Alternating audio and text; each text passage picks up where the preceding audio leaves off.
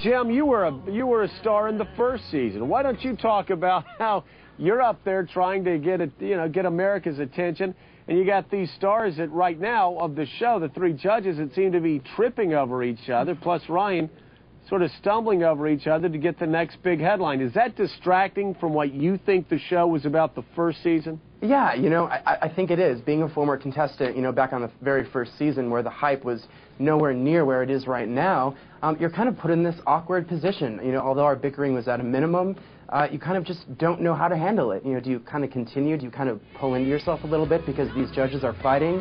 How do you react to that as a contestant? You just want to get out there, perform, and do your best, not be stuck in all this argument. And Jim, it's gotten a lot worse, hasn't it, over the years?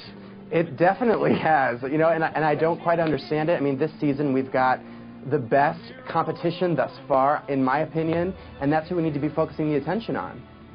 See, it seems that Paula became a distraction last year with all of her problems, but that's really carried over to this year. Do you think if they took her off the show, the problems would go away and American Idol would keep rolling on? And I think a lot of people were definitely surprised that they signed her on for 3 more seasons, because there was talk at one point that she may have been possibly getting fired, that they were talking about letting her go. But I think what they've realized, and what we need to point out, is although perhaps some might say that they are detracting from the attention on these stars, bottom line, whatever they're doing, it's working. It's the #1 show on television. They're getting 30 million people to watch. So in doing that and in creating this, concept that so many people are so drawn to, they're actually helping these kids all the more because many more people are tuning in.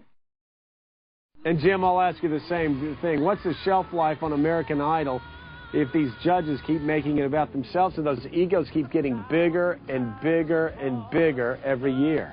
Joe, American Idol has become such a huge phenomenon. I thought it was huge back in 2002 when it all first started, but it's clear that it just continues to keep growing. And as far as Paula's concerned, she's that great equal dynamic to Simon. She's the one who's encouraging and supportive, and I think viewers like to see that there's someone of the 3 judges who's really pushing these contestants to be their absolute best.